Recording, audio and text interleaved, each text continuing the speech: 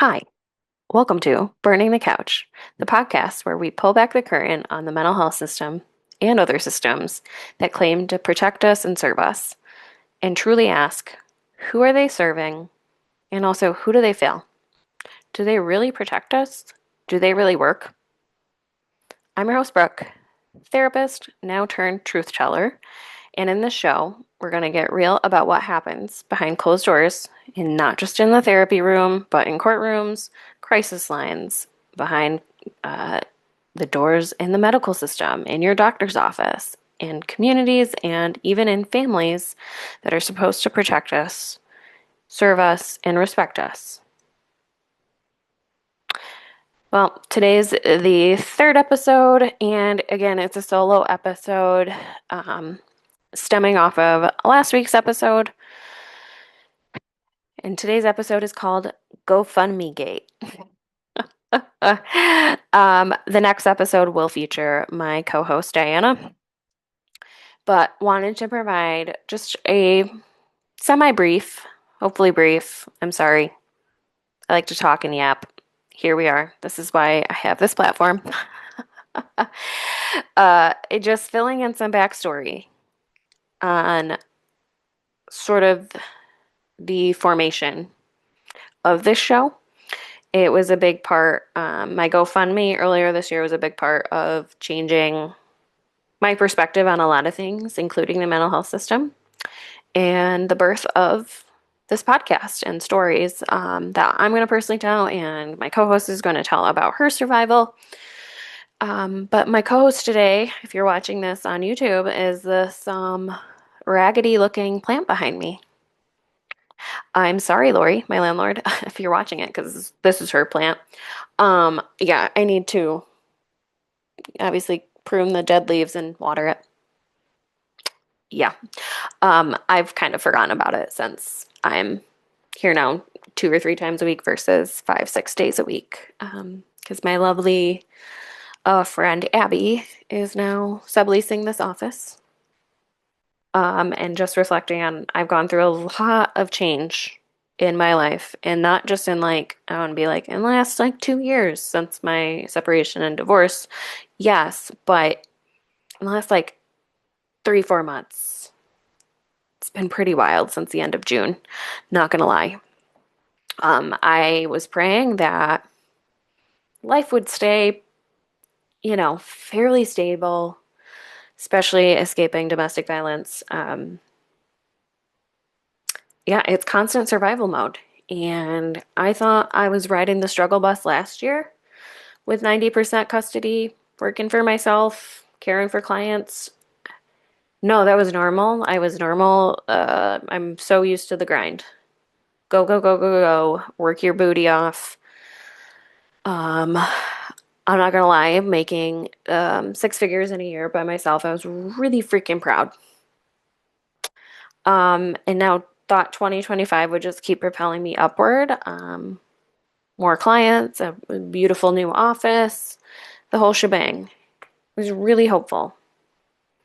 But I think reflecting on the entirety of my journey, getting much more in the spiritual realm, I'm not gonna lie. You know, really trying to figure out that aspect of my life that I've never really had, or I want to say not avoided, but just growing up was not a religious household, but so never immersed myself into any religious teachings, church, anything like that. But the last 2 years has really been a testament to my faith in the universe, God, source, whatever is out there. And I believe the universe was really pushing me to truly find who I was, step out of my comfort zone, build something that's a legacy and lasting for myself and my daughter. And not to sound cliche, but I realize that it's not in the mental health system that we have right now. As many of you know, if you're listening to this, I am now a coach, content creator. I call myself a trauma and divorce doula, specifically to help women escape domestic violence, reclaim their lives, and liberate themselves after the abuse. really support them, I guess in the clinical term, is post-traumatic growth, but to find their identity and not just survivors of domestic violence, abuse, toxic relationships, but really enjoy working with women in general. No matter what your life situation is, because I believe in our society, we're under so much pressure to conform to the good girl, be a, good wife, mother, friend, daughter, you name it, therapist, caregiver, maid, teacher, all of these different roles we have to mold ourselves into to feel worthy, to be accepted, to not be hated outwardly, directly, because you can still conform to that good girl mold, still be really hated by a lot of people, even the people closest to you, because of internalized misogyny. But as soon as you speak up and change, have boundaries, have a personality, have confidence, people don't like that. So, anyways, I love to work just with women that might feel like their identity is mute. They don't know who they are. They don't feel fulfilled in life. They feel just like drowning in roles and responsibilities. They can't have a life outside of their home and work. And again, could be in maybe a really supportive marriage.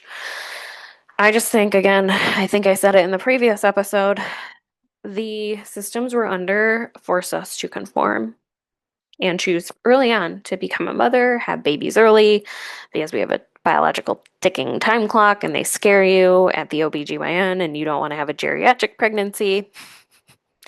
Anyways, so I think our culture really, really forces us into that mindset. And there's nothing wrong with marriage. There's nothing wrong with having kids. I want to have another marriage. I want to have more children. I do. I believe. I say I believe because that could change. And I value being a mom. But I love being a mom to, I want to call it old souls, to other women, people that need it. Because I, growing up, really didn't have a mom, a healthy mom to guide me. And at a lot of the times in my journey, I just needed a damn mom. Just a mom hug, guidance, support, help me do the dishes, guide me, tell me what the hell to even sometimes wear. Like just that person for that go-to advice I haven't had for years, and especially in this survival phase of my life. I've made peace and have had a lot of grief and sadness, but I've worked through it immensely, and I'm proud of myself. Like it's not a huge pain point.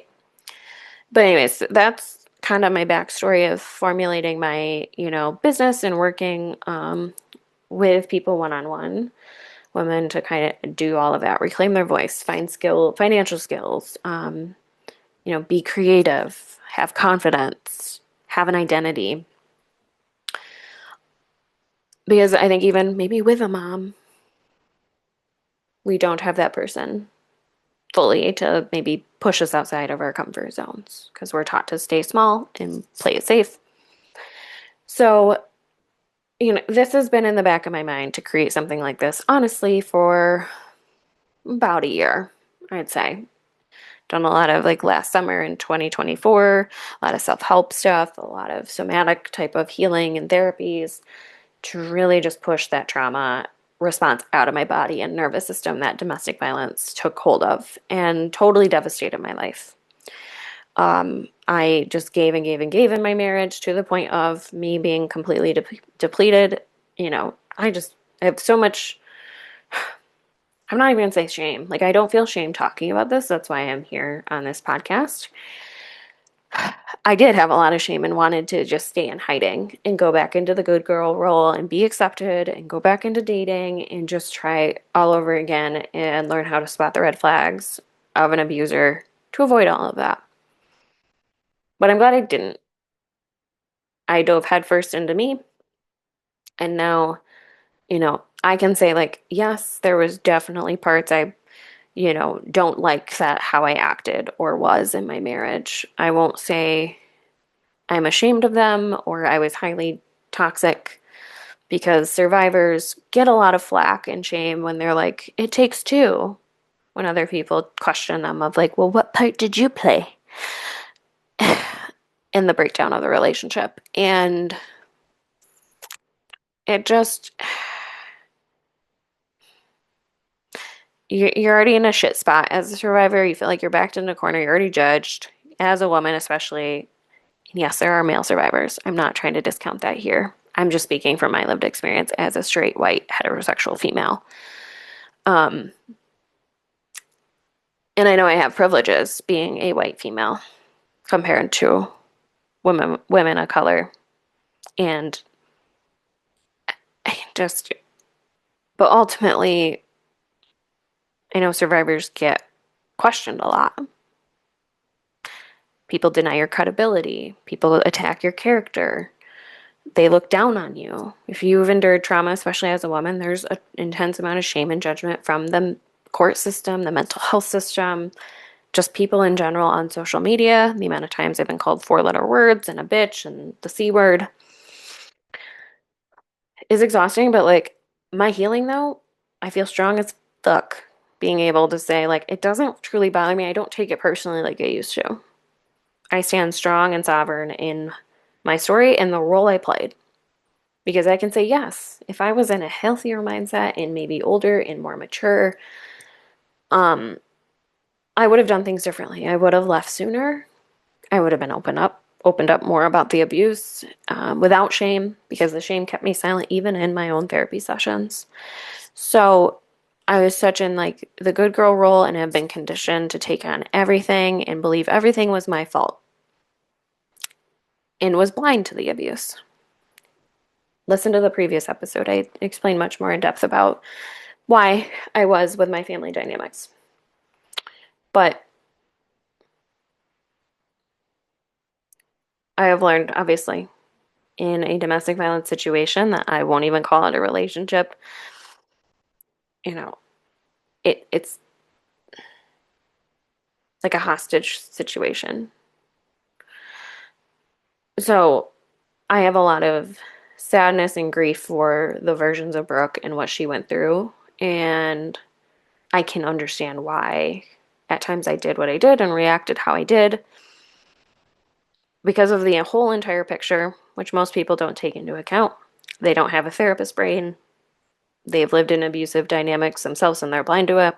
They have a lot of shame with it, so they'll judge you, whatever. So I'm here. And I will be open and have been open about a lot of, what I've been through and have had a lot of pride in helping others by sharing my story. And enter GoFundMe gate. You know, last year at this time, becoming more open about my story being public on social media, personally and professionally. I made the decision to go public because it really helped other women. I've been told other content creators literally have saved me. They've given me more education than my master's degree ever could by their lived experience. And a lot of my clients knew about what was going on for me personally, actually more than most of my close friends did. Or even, I guess, family in different ways that knew about it, because like my clients were most impacted by the domestic violence. And most women, survivors, job and ability to earn money, their credit scores, their financial skills and capability is mostly impacted by domestic violence. Financial abuse is the biggest form of domestic violence. Of my schedule was impacted via custody. I could not work later evenings, weekends at times, and had to be open about that with my clients. And it was at risk for always changing, and it did shift a lot. And I just wanted to be human with all of my clients. And most of my clients I had were long-term clients that I've been seeing for at least 6 months to a year. Some clients I had for a couple years, and they were through the ringer with me. Like starting with when I went pregnancy and maternity leave, a few handful of these clients that I've had long term actually followed me from a previous local practice I worked at here in Rochester. And just because I specialized in the area that they needed support in trauma or eating disorders, So they were on maternity leave with me in a way, like they took a break, or saw their therapist. But, that was a big transition for clients, and they, can't hide a pregnancy. Got to be open with them about that. And then shifted to my own private practice because I could not work a 40-hour work week and be a new mom. It's impossible. I don't know how people do it. But shifted to my own practice so I could have more control over my schedule and caseload. Followed me there. I broke my ankle, so we're back on bed rest. Clients had to shift to seeing me virtually. They were great about it. So they've been very aware of my humanness. And in the mental health system, ethics have a lot of gray area. It's a spectrum. Some people are extremely conservative. It depends on, maybe older generations might be more conservative. It depends on where they went to school and how strict they were, or supervisors, people's personal opinions on it, and lifestyles and values all depend on impact us, who we are, and how we operate as therapists. And I know that social media in the mix here is even more nuanced and gray area in the last probably decade or so, especially since COVID. And therapists are taking advantage of using these platforms to gain a following, monetize, share their expertise in, different ways, create courses, market, and just get, messages out there to help other people. And I have had a social media account since starting my practice, but most of the time it was just general quotes I'd post, not a lot of reels. I wasn't doing it to make money or even really gain a following for my clients because I had a full caseload. The entire time I've been a therapist, I've had, a wait list, and oftentimes couldn't even touch the wait list because clients always stuck with me. And I apologize. I noticed I'm a little ADHD here, kind of winding and going all about this. So just to wrap up there, pre 2025, didn't really professionally use social media to spread much awareness or anything. It just was kind of for fun. So I wasn't worried about algorithm, followers. I just wanted to create and use Canva and get messages out there that way, and didn't really worry about likes, who followed, whatever. But going back to social media and therapists, so, there's a spectrum I see online where people are pretty wide open about their experiences and openly post every day about even personally might be going on for them. And, there's even maybe they're not even solely content creators, but there's so many therapists out there that have memoirs and great books and lessons and even whole, theories on couples therapy because of their lived experience and them sharing very vulnerably some not so pretty parts of their lives too. And we idolize a lot of these people. So, that wasn't initially my goal of sharing personally starting October of last year. It was more just to share my story to help other people. And also my story with my own clients. Again, all of my clients have been so amazing in the last 2 years. So patient, so kind, so understanding. I didn't lose a single client when my schedule drastically flipped to much less times in the evening and weekends. And, for clients going to therapy, typically they need sessions outside of their traditional working hours. And a lot of traditional working hours are 9 to 5. And that's what daycare is. That's what my ex-husband, worked and could, 1 to 2 nights a week, even though it was an absolute power struggle and felt like pulling teeth to get him to understand and support me. I was legitimately the breadwinner, and could have made much more income if I could see more clients. And unfortunately, in the therapy realm, it comes down to capitalism. I got to make money.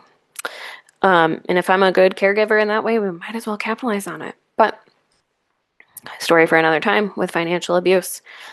But still, being a single mom, things radically shift. It's solely on me. If my daughter's sick, most of the time, it's on me to take care of her. So I had a lot of cancellations as well. I had to cancel if she was, sick or had a doctor's appointment, daycare closed, but I could do all that. I could take it on. And also, in the very beginning had to be open with clients of, hey, I have court, or I might be served papers today. Just a heads up in case maybe a police officer comes and knocks on my door. I was warned by my attorney.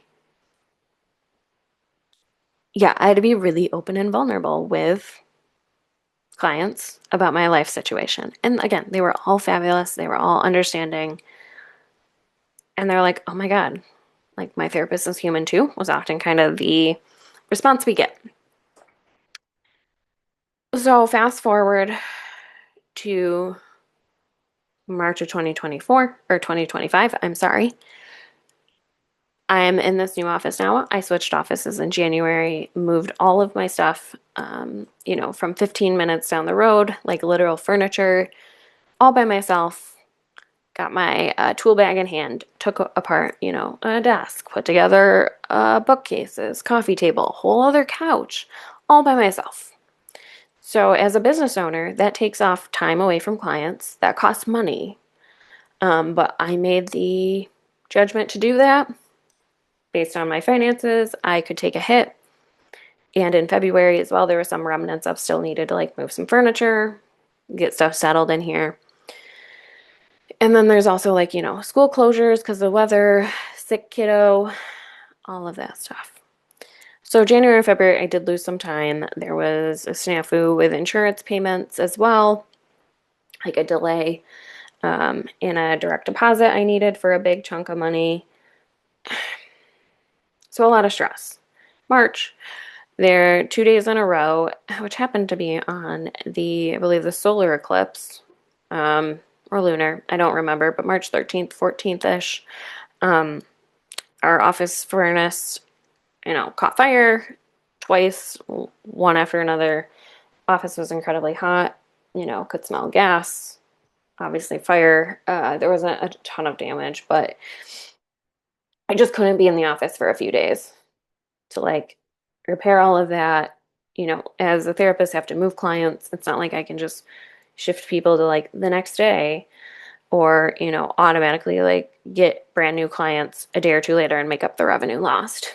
So posted a GoFundMe back then to make rent for my home and cover all my living expenses, like we all have to.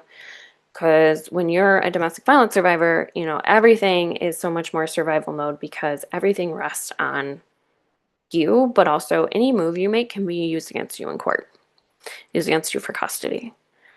And there's just this primal fear, even, back then of like, what is my ex going to think or say if I can't pay him the car payment? Because his name is on my car lease and all of that. Because in our divorce, he'd constantly threaten to take away the lease and leave me carless, knowing my credit score is ass and I'm in a ton of debt and don't have a lot of money saved up because of the divorce and me being the sole provider for the household while he chose to spend his money on his hobbies and luxuries and judge me for my spending habits, aka jumping to every single need he wanted to appease him in hopes that he would be happy someday. That didn't happen. But financial abuse makes you think that you're terrible with money. You're not. I just provided for my family. Anyways, so coming already from a background of like not great financial structure, stability, trying to work on it, right? I got my own financial advisor, really trying to get things organized, with my business and investing and all this stuff. But after March, things just like crashed down. In March, see previous episode, family's not happy, embarrassed that I posted a GoFundMe. Don't worry, I had a lot of shame initially posting that, like, oh my God, my worst nightmare is happening. Jokes to Brooke, though, back in March, April, much worse is about to happen.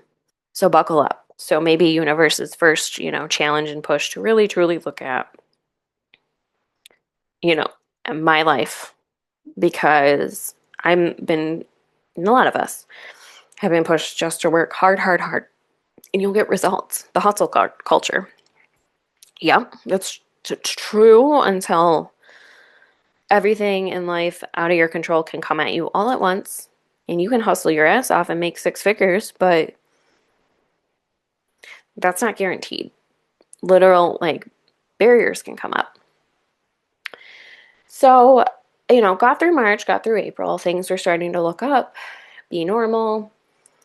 But then it was an onslaught of jury duty, death in the family, literal, like, paving at my office. So I couldn't physically see people one day. That made me lose $1,000 in one day. Anyways, so I end up making the money back, but it's just if I have to reschedule a client, I might not be able to see them for 2 or 3 weeks, given their schedule, my schedule, availability, childcare, all of that. So a really big sign that like this isn't sustainable. And I start looking into other forms of business like I'm doing now, like creating online content and courses, building an online community. It's still in the baby phases, but slowly but steady, trying to like pivot my business, and made the choice back in end of June, July, really to pursue online content creation. And beginning of July, jury duty, grandfather passed away, subpoena to court. All of this was just previously happening. So a lot of pressure on me to like hustle and make up money and well, take care of a kid by myself and co-parent with my abuser. So part of this with the GoFundMe gate, I will just say is speculation. I am not going to intentionally name anyone. Just my gut feeling and how it all went down. Not trying to blame anyone. It's a big hypothetical.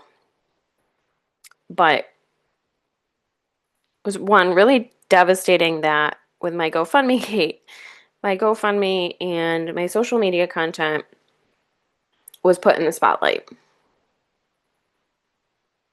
And looking back, I'm not here to say I did it 100% perfectly. I don't even want to use the word innocent because I don't know, it's just like people will put you at the stake here with ethics, and ethics are here for a reason. For mental health professionals, I understand it like 95% of the time. So we want professionalism, we want privacy, we want, gold standard of care. But with social media and ethics, it's really gray. But I will just say, if, whoever used my social media and content against me, where I said, I have a hypothesis that someone personally I know, to put me in the spotlight just feels like a low blow, intentionally low blow. And what specifically went down is that someone posted in an online therapist group, Facebook group. There's so many out there, but I got a screenshot of one. It just questioning my mental health, essentially. I'm going to pull it up as we speak, but someone literally posted pretty close details about my situation to this group, questioning my ability to function and perform as a therapist. Here it is. There's a local eating disorder therapist with a business social media presence who seems to be posting more and more concerning personal information on her business page. I don't know at what point this crosses an unethical line. Most recently was posting a GoFundMe for her personal financial woes. Has anyone ever run into this before?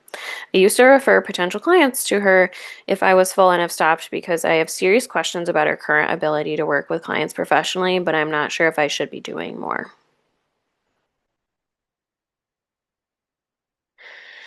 So this is very specific. One, I work in the eating disorder field and have a close network of colleagues where I'm located here in Rochester. And it's a small community. And putting the pieces together,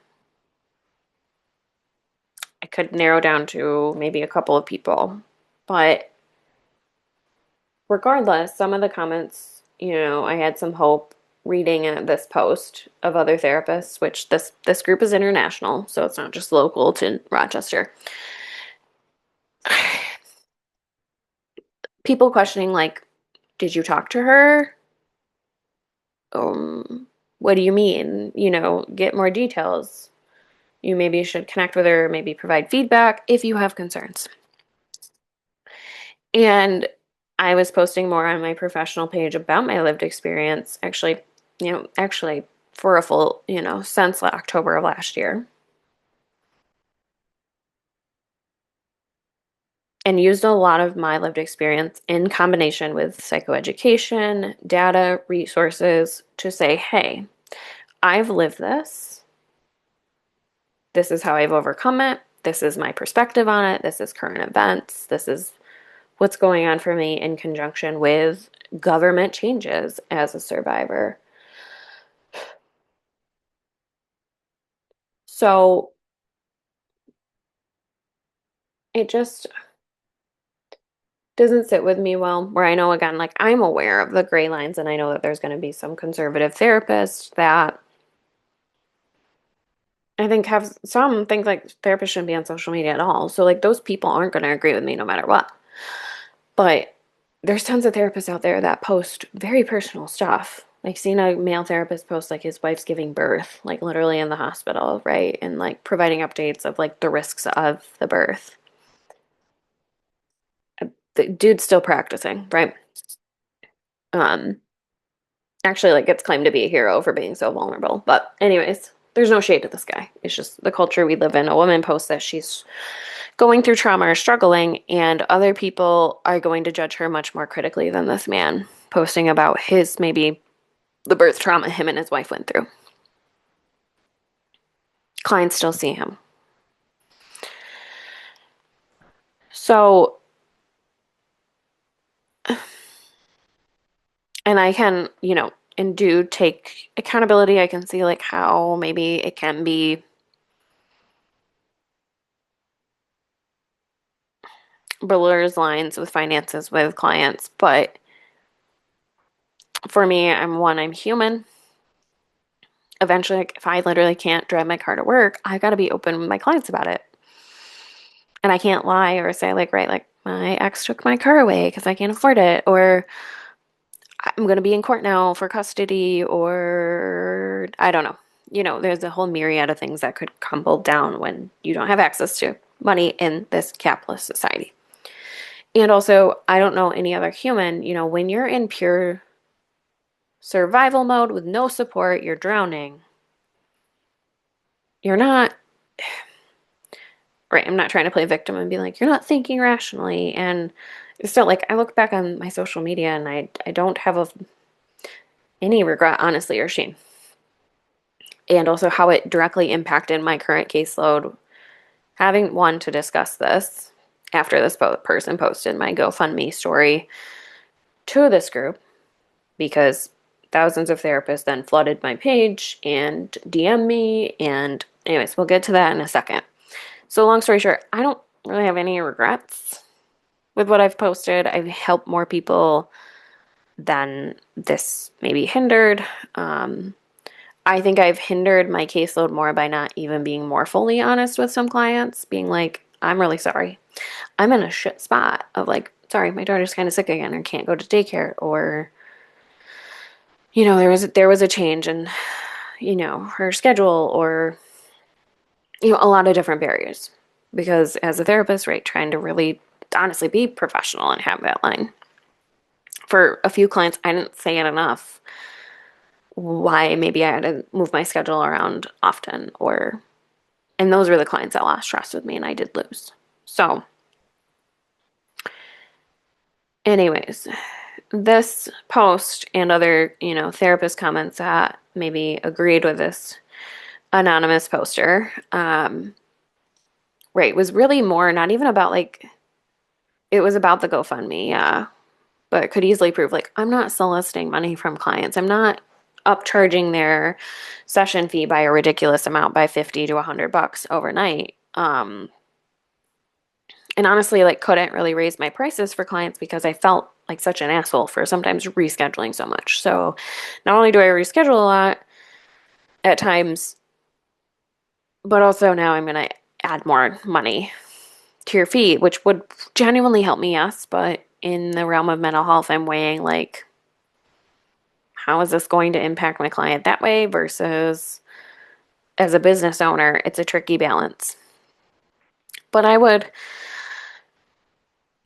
looked to the GoFundMe as a resource and I reposted it back in July talking about it on mostly my personal page. And then there was the issue of like, well, your personal page is like public and it's tied to your professional page at times. And I'm like, okay, okay, yes, true. But I'm not, sending my clients the GoFundMe link, asking them to loan me money, again, upcharging them, talking about it in my sessions with my clients directly. I'm not, I'm not. But then, with the misogyny in our culture, there was many therapists questioning my mental health and stability. And I maybe have said it in the last podcast as well, but actually I'm doing better than ever. Way better than ever. My whole life has been full of trauma, and I've really had to put on a mask. I didn't even know I was wearing a mask at times when I just really was dissociating. Uh, and I fit this perfect therapist, caregiver, eldest daughter role for everyone to be comfortable with. So it just again felt like I didn't have a voice or an identity or ability to have anyone hear me because they were already coming in with their preconceived notions, biases, and just so gung ho of like, well, if you've been through all this trauma, you clearly are mentally unwell and need to step away from your profession. I was like, that's great. To all of the white privileged therapists, especially here locally, Pittsford, white privileged women, coming at me in the comments, because I even posted in a local therapist group being like, hi, I'm Brooke. Like, this has been public. I don't know if it's been in multiple other therapist groups. I'm getting a bunch of screenshots and I'm overwhelmed and I just want to be open and transparent to the public if there's rumors circulating around. Because also, this person was posted anonymously. And these details are incredibly specific to my life as an eating disorder therapist with a GoFundMe. Talking about my lived experience, honestly, yeah, on my professional page. So ding, ding, ding, ding, ding, has to be Brooke. I thought that would be to save face. It kind of, I don't know if it's save face because there was like, a lot of people that just have empathy and humility and respect and compassion for others that they were like, no, I get it. Like, good for you. And other women, survivors posting, directly DMing me like, oh my God, my lived experience too. I lived through the horrors of abuse and have been silent about it. Like, I'm proud of you for speaking out. So, out of this, like, there was a lot of compassionate people. Even like strangers on the internet were DMing me, being like, oh my God, I'm so sorry that this is going to this extent and extreme. I had one TikTok famous therapist make a post about it asking, the TikTok community of should I have been roasted online by other therapists. And she was reading off some of the comments in her TikTok, and all of the comments on there were like, oh my God, no, like she's a therapist, she's entitled to struggle and have a GoFundMe. And a lot of comments who were saying like, wow, no, it makes her more of a human to me too. If the therapist was that open, like actually I'd feel more comfortable talking about my struggles. If like she's a human as well struggling, like she gets it. She's got to do what she got to do. She's using her resources. So I think there's like one person on the TikTok that was like literally said, I'm much older and I don't think therapists should have, social media in that way, but, that's my opinion. I can set that opinion aside. I don't think a GoFundMe, um, discredits her ability to care for others or, if she's going through trauma, like most people we know are going through probably some form of active trauma and have to still show up to work. Look at our government. Look at the world we're in. Like, we're all going through it right now. and we still have to put on this mask, and I can do it well. I have a lot of pride in myself, showing up, and actually, like, my work grounds me. This is my normalcy, actually having clients that I've known for long term. Like, it's not a ton of like cognitive emotional energy of like getting to know a person and having them feel comfortable, and both of us, that therapeutic process that can take a while, even within the first 6 months to a year. So my stability in my work and caseload in that way actually helped me to feel sane at times. And again, not trying to say like I went into therapy and just emotionally dumped and cried to my clients about their most recent court appearance or what my ex is texting me. Absolutely freaking not. I didn't do any of that. It just felt like I could step into something that was normal while my whole life was falling apart. And I take great pride in, like, I know I'm a good therapist. People come at me for being cocky about that. I'm a damn good therapist. And actually, that's not always a great compliment because that means I know how to give and give and give and care to an extreme. That's not great. So, out of, this GoFundMe getting blasted all over the internet, the positive is I've met quite a few wonderful souls locally here in Rochester and actually all over the world that now follow me and we personally connect. So that was a positive. In the middle of it, didn't feel so, it felt good to be validated and supported virtually, but in the middle of it, just like terrified because other therapists were, like I said, questioning my mental status, saying I was mentally ill, questioning my sanity, just scouring through my social media, which again, both of them are public. People can do that, but like critiquing it, critiquing my story, assuming a ton of stuff that like just like social media, it's a performance, especially if I'm a content creator trying to get views, hit the algorithm, tell my story in that way. A lot of it is performative. I'm not saying it's inauthentic. I'm being pretty authentic in it, but not all of it's 100%. The whole snapshot of the story, I should say. Everything I post is true. I'm authentic about it, but you know, and I do watching my content back, like I do try to provide so much education, awareness, real facts, real events, what other people are going through to make a change. But people even like trying to edit my freaking GoFundMe. You should word it this way. And I've been like, no dog. Like it's posted how it's posted. Like they were like scrutinizing everything, even like where I put a comma at one point where I was like, I'm gonna throw my phone across the room because like some of this stuff is ridiculous and people just want control. And there was numerous therapists, especially locally here in Rochester, that would say, I'm trauma informed and this is not how you should be as a therapist. Like this person doesn't even know me. I just posted a paragraph in the local page being like, hey, to clear things up, actually I'm gonna put myself on the stake and have everyone judge me, but I want to do that and be open and transparent versus like it just feels like small town bullshit gossip. And if you have concerns, one, don't, I guess, yeah, don't refer clients to me. I don't care. I can get clients. Actually, was full to the brim with my caseload. Thanks. Um, so, and like going back to the anonymous poster, like I said, 98% gut feeling of who I know who it is. Um, I could be totally wrong, but just how it all went down, have a feeling I know who it was. Um, and just really like disturbed and sad because it feels just like a boundary violation in the way of like this person knows my story from the get-go, has had access to it, believe works with domestic violence clients, and just made this, I don't know whether it was out of jealousy or judgment or I don't know. The irony here is like if a person is struggling literally to the point of posting GoFundMe as a single mom going through, the continual abuse and coercive control, leaving an abusive marriage, recovering from a divorce. What am I going to do? I'm going to put her license at stake and post this anonymously on the internet to cause her more pain and struggle. Because we all know that therapist Facebook groups are just like high school catty mean girls. You post one thing, people just tear you down and judge you no matter what you post. Oh my God. Like, I just saw the other day a person posted who is a therapist that doesn't work with couples therapy, but she's like, where are just some basic websites, resources that I can learn about all the different types of couples therapy so I can talk to my individual clients about it enough to refer them to a specific therapy to help them.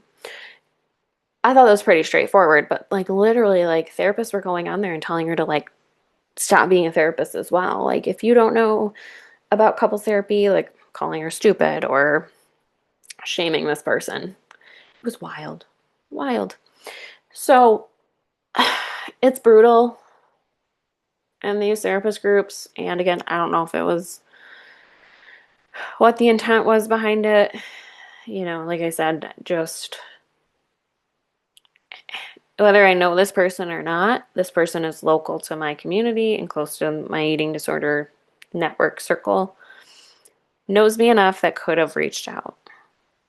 Or actually, maybe should have watched all of my content to get the full picture before posting it, because sometimes I'm long winded and talk on my reels about things, and you get the full picture. But again, I have a feeling I know who it is because I commented on the original post that was anonymous, like, hey, it's me as well. Posted the GoFundMe. Yeah, I'm the one that they're talking about. It's me. Hi, it's me. I'm the problem. It's me. Um, and just the person, the anonymous poster one, like took down the post after I like confronted it, being like, hey, it's me. The person just was like, well, maybe you should have just updated your website. Well, maybe, since you probably do know me, offer childcare or donate to the GoFundMe so I have more time and energy to step away from trying to work my ass off while dealing with a loss in the family, while dealing with jury duty, while dealing with, at that point, I found a ton of black mold in my kitchen. My dishwasher broke. There was flooding. Um, yeah, if you want to help me while I'm drowning, so I have time to update my website, because that does take a little bit of time, and watch my child or donate, like I said, to the GoFundMe, that's how you can help me. Because that's the reality of a single mom surviving domestic violence, is there's not enough time. There's not enough time when you're freaking married, right? So just the lack of critical thinking, compassion, empathy there. Was I perfect? No, nope, nope. But, you know, at least for me, when I see a human going through shit, they're like drowning. And when someone's drowning and you just tell them to swim better and throw them a pair of goggles and get mad that they didn't put the goggles on and didn't make it to shore, that's a you problem. That's a lack of empathy problem. I wouldn't be posting about this online if I never went through it or going through it. I'm pretty well emotionally regulated. But I think the lesson out of all of this is that I'm no longer really meant to be in the full therapist role. And had that inkling for a while. I wasn't taking in really any new clients. I wanted to shift to some more coaching, but was really clinging on, I think, metaphorically and literally like my old identity, my survival identity, the good girl identity. And for a while, I was not. I even told a few friends, like, loving the therapist role. I'm still like a helper, a healer, guide, whatever you want to call it, coach. But the way I want to help people has changed. I want to be more goal oriented, hands on, give advice, literally like be there to hold someone's hand if they need it. You know, therapists can't do that. Um, and I have to, you know, in order to help people, I think really have to share what I've been through to be like, hey, I made it to the other side. And that's what majority of good coaches do. And that's how people, I think, garner trust and respect, to be like, well, okay, wow, this person went through this thing or had this really big challenge. If they can do it, I can do it. Or I want the tools that they have, right? So I just think it was a big metaphorical kick in the ass from the universe. And I'm a bit in the spiritual woo woo wee realm. I had a psychic tell me that was gonna probably happen. I think to that extent, but nothing in my life is like peaceful, quiet. Because at the same exact time as this is happening, a family's putting a cease and desist order on my ass. Watch the previous episode to explain all of that. So it was just a fabulous time in July for Brooke. It felt like the world was literally crumbling all down. And I'm like, I just need an ounce of help here from someone. And it just validated all of the deep seated negative beliefs about myself that I need to give and give and give and give and be perfect and have my shit together for people to accept me and like me and my life to operate. Ding, ding, ding. It validated that those were all true because every single structure around you that you trusted, done, you shouldn't trust. That lesson was faced. And I'm proud of my healing and my journey being able to survive it. And literally, like, by the end of that week of this all crumbling down, a few days later, I was sitting at the beach and just laughing. With my podcast, I was speaking like, what the fuck are we doing? But what is life? I'm having therapists, like, at one point, like, I had like 80,000 views on my like social media in one day because I openly admitted to like the therapist God community on Facebook. Like, everyone wanted to then now stalk my pages. Um, but I just felt like such under a microscope, but yet so free.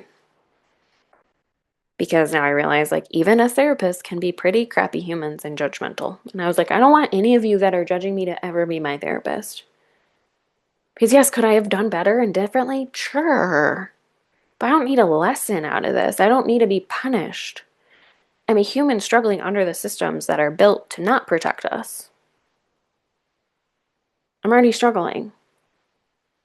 I've endured so much financial abuse, especially, and I'm trying to like take responsibility and freaking fix my life. Nope. More people want to take away your license and report you because there was literal comments being like, I'm going to report you. I'm like, how much free time do you got? And where are you from? But also, yeah, good luck calling New York State. That's like trying to like call Jesus Christ himself. Like, I don't know, if I got a question on my like license renewal, like it takes me like 3 business days to figure out where the hell I'm even like going to. So one, good luck. Two, like, more power to you. If that makes you feel better about yourself, seeing a human struggle, instead of talking, trying to hear it out, maybe help the person if you personally know them, if you want. Like, I'm not, and like, I'm being a bit flippant and being like, donate to the GoFundMe. But really, like, that's what our world revolves around is money. And when we don't have access to it, capitalism is a whole humiliation ritual in and of itself. Because I had other people personally in my comments, personally and professionally, be like, well, maybe it's time to get a 9 to 5 job. Oh, look, here's an opening for to be a bartender. Have you tried like DoorDash? Made me want to rip my hair out. And like, one, a lot of it was positive sentiment of like problem solving. Because one, I've also learned people are really uncomfortable when other people struggle. So their anxiety comes out and they want to fix it for you. And no, really common sense things like you could get a job. Yeah, no fucking shit. But I have a successful business. I literally just can't freaking get sometimes to my freaking business. It's not like I'm sick. It's not like I'm playing hooky, choosing to cancel and reschedule on clients. It's not like I'm being irresponsible. Just an onslaught of one thing after another. Anywho, it's just one big humiliation ritual where I want to be like, I don't even have time to, I'd get fired from a 9 to 5 job. I would. And also to be the best parent I can be and, make money within daycare's hours and have some flexibility to care for my kid. I like being a self-owned business owner. Like, it's a lot of freedom in that. I'm a workhorse. Let's do it. But when you can't make money, people, just then like the response of being so vulnerable on the internet and have like literal people like it feels like stare at you because they're viewing it, they see your stories and they don't comment, they don't like, they don't share it. They don't have to like give me money and not everyone has to like DM me. I'm not expecting all thousands of my followers to DM me. But it's just a very, very, very raw and vulnerable feeling of like, fuck, this is so Embarrassing. I'm at rock bottom and have to be so open about it because I can't explain this level of fear and terror. And then now I got my like family shaming me and being like, oh God, the GoFundMe's back. Like, that's why they'd always ask me, are you dating someone yet? So I'm not their problem financially. I'm like, yeah, it's fucking great, guys, because I have fucking time to date. And I feel fucking fabulous to date. Yeah, after my soul's been degraded for almost a decade and been told I'm ugly and worthless. Um, yeah. Yeah, I want to jump right back in the dating pool. And I trust people, yeah, if you're getting death threats and physically assaulted. Yeah, that's what I want to do is talk to a man. Anyways, it just GoFundMe gate. And it taught me that there are people out there that want your demise. Like, that's my true gut feeling. It's not like a concerned therapist. I think it's more of this person's struggling, and I'll use my power and veil it as I care about their clients and tattle on them. So others, you know, can put them at the stake. So, I just, again, I don't know. Wouldn't be my style if I personally knew I would reach out, or even, I don't know, if it was an issue, I'd be more on the side of like, find the humanity in this. Why do we need to police people? It's 2025. These ethics are way outdated and misogynistic. They're meant to keep people small. They're meant to keep people in the good girl role. They're meant to keep people in the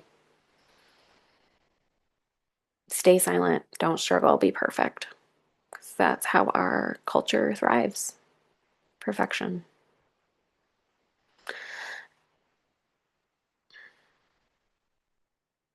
So that's it just scared the shit out of me. I, quickly made, announcements to my clients and publicly. I'm shifting to a coach role. Unfortunately, I guess that feels safer because if people want to police, you know, if I'm capable of being a therapist based on my mental health, and I put it in air quotes here because, people love to diagnose women, especially with bipolar, borderline, she's crazy, she's manic. My ex already threw that bullshit at me. I'm not. I'm a human, got ADHD, clearly, but medicated. I'm taking care of myself. I can function mighty fine. There's so many superpowers to my brain. I'm intelligent, grounded. I'm good. But, if people want to weaponize that, and they're also therapists again, like that's just so scary. Ew. It's so oppressive. But therapists still operate in that way. And I saw it in the comments from people locally here, Pittsford therapists that live a very privileged life. Can't speak to, right? Like maybe they've had trauma, right? We've all had some level of relational trauma, pain, suffering to some degree, but it's when you're in a just total different tax bracket your whole life, that's privilege. And really scary when some of these people preach that they're trauma informed or they're trying to, teach about, I forget the exact wording of it, but like college professors trying to teach about discrimination and oppressive systems. And they're literally enacting oppression and white girl police and white mean girl therapists by telling me how to like transfer to being a coaching role. And I'm like, I got it. I'm good. I did my research. I'm highly intelligent and capable. Just donate to the GoFundMe if you don't want me to work. 10K. Thank you. Um, and that will give me a really good cushion to like sit down and do all of the work that I don't get paid for. Okay?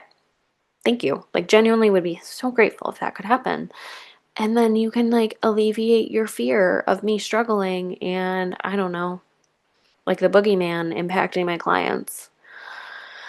Hi. So yeah, I was just really raw and uncomfortable and had to notify all my clients and actually had to talk more about my financial status by being like, hey, besides maybe you see me on social media, maybe we've talked about it, maybe, you couldn't be here sometimes because of the fire or jury duty or whatever.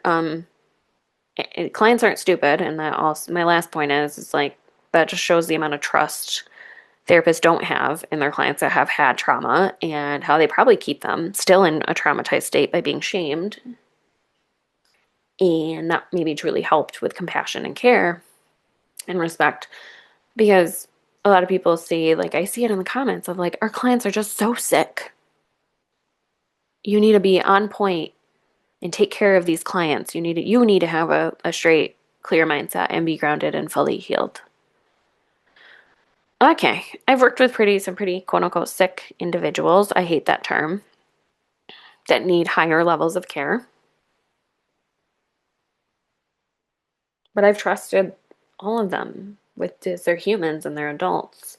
Do we have different levels of capability and processing and understanding? Yeah, we all do. But if I just see this person as mentally ill and I just have so much power over them, that's gross. That's a weird power tripping dynamic. I want to see people as like fully capable and autonomous. Are there some clients out there that don't have, right, the ability to care for themselves? Yeah, and I think there's a lot of nuances and factors there, but in the world I work with, even like high risk clients that are high risk for unaliving themselves or just right really struggling, I still have to have that view of trust in they are their own individual autonomous human adult, and they've made it this far in life, and a lot of them are highly smart and capable actually. Anyway, so I just think it's a big power trip. It really, lost a lot of faith in the mental health system. There's still great therapists out there. There's still therapists that want to do good work. I think as a collective, for therapists, mental health practitioners, even medical, the systems are built to oppress us, suppress us, have a power dynamic and hierarchy. There's judgment on the client. We don't know enough about trauma in Western psychology. And when one of our own is struggling, we're going to out them so that they can continue to struggle and drown.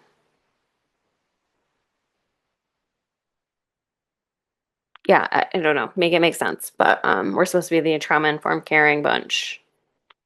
We're all just a bunch of like adults with our own baggage and most of the time unhealed shit projecting onto others. So that's all. That's all. And again, if this person I don't exactly personally know, which again, I feel like I probably personally know if they've referred people to me. So most of the time they tell me who referred who to, or like there's literally a group text with the majority of eating disorder providers in Rochester all together. And usually too, because it's a close-knit community, if one practitioner had a concern, probably should go to maybe other therapists if they're not comfortable coming to me. I don't know. It's just too small of a town, too many close connections, too many synchronicities in the story, and just the response I got when I confronted this person just screamed defensiveness and details didn't line up. The math ain't mathin'. So if I look at anyone else, but maybe I'm wrong. Maybe I'm wrong. But no one else could really point me to any other viable options, or no one else. Obviously, no one's going to come forward, especially if they post it anonymously. Like, just don't even post it anonymously. Just post it who you are. Say it to my face. Let's talk about it. I don't know. I don't wish this hell on anyone. I don't wish this hell on that person. If it is that person, I don't wish this on my ex. It's a nightmare. My ex is, I guess, my worst enemy because he just absolutely hates me to the point of a restraining order. But I don't know, couldn't divorce me. Anyways, whole other story, which we'll get to. So that's episode 3. Much longer than I anticipated because I like to yap. Moral of the story is don't struggle. Just don't struggle, guys. Don't talk about it. The world does not like authenticity. The world does not like vulnerability. People are uncomfortable with your pain and suffering and struggle, and yet, as a woman, make you disclose your entire trauma history just to believe you. And then they use it against you. So follow me at Brooke.Lalone for my personal. I'm a bit more quirky, funny, unprofessional there. I'm just a silly goose. I do love the freedom of not being under these ethical limitations and guidelines, I guess, under that microscope of judgment. Because now I get to figure out who the hell I am and create my own content there. That's not all about, domestic violence and this type of like heavy stuff. It's about healing, and being a silly goose is a big part of my healing. So follow me there. And then there's at Reclaim with Brooke on Instagram. That's more of the psychoeducation, serious stuff. I will mainly post there. But either way, I got links in the bio on both of those Instagram pages to join my free community, the Sanctuary, all women community for, all things for resources, courses, just basic connection with others, where I'm going to be doing monthly coaching calls, different resources that you can look for depending on, you're trying to leave an abusive situation, you want help reclaiming your voice, finding grounding techniques, figuring out your identity, you name it. I'm also on the side like a psychic medium. It's like coming out of the woo-woo closet. No shame. And also on TikTok at Brooke.Alone and Facebook Reclaim with Brooke. So, thank you for listening to episode 3, Burning the Couch. Next episode will be Diana and I, and we'll be discussing in the next few episodes our experience in the therapy world, personally and more professionally as well for me. But next episode's going to solely be on Diana and her experiences in therapy and how they did not help her. They caused her more harm in her relationship and just for her own mental health and just view on her self-worth, the world, and relationships. So please like, share, comment, follow. Please be nice. Please be gentle. I'll take whatever feedback you want. If the GoFundMe stuff is done, if you, I guess, I don't know, judge me for it. I just think we need to re-up and revamp our ethics. So that is all. Thank you for listening to me drone on. Peace, love, and light. Have a good rest of your week. And see ya next time for Burning the Couch.